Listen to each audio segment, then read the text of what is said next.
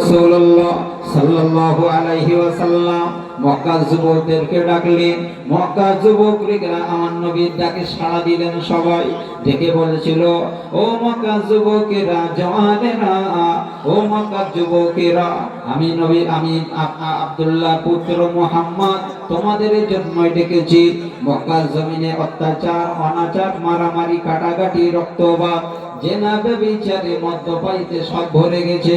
ও মক্কার যুবকেরা, আমি নবী, আমি আব্দুল্লাহ বেটা মুহাম্মদ, আমার হাতে হাত দিয়ে কথা দাও, আজকের দিন থেকে আমরা শান্তি কমিটি অর্থাৎ হিলফুল ফুজুল আমরা শান্তি কমিটি প্রতিষ্ঠা করব।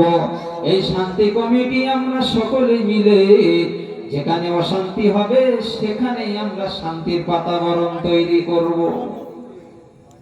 যেখানে অশান্তি হবে সেখানেই আমরা শান্তির বাতাবরণ তৈরি করব। বলার পরপরই শান্তির বাতাবরণ মক্কায় বইতে শুরু করলো। এদিকে ওতবা, সাইবা, আবু জেহেল এরা সহ্য করতে পারলো না। নবীকে মারার জন্য এইবারে লোক লস্কর দলবল সব ফিট করতে লাগলো।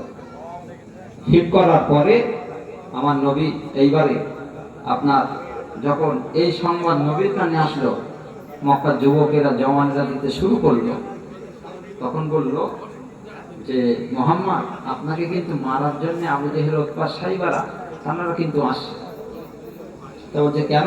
বলছে আপনি এই কথা বলেন, অশান্তিটাকে দূর করে দিয়ে শান্তি প্রতিষ্ঠা করেছেন, মানুষগুলো শান্তিতে আছে, অন্যায়, অত্যাচার, অবিচার, রাহাজানি সব আপনার মক্কার জমি থেকে আস্তে আস্তে আস্তে আস্তে বিদায় নিচ্ছে। তা বলছে ঠিক আছে, আমাকে মারবে তো, তাহলে আমার দাদা আব্দুল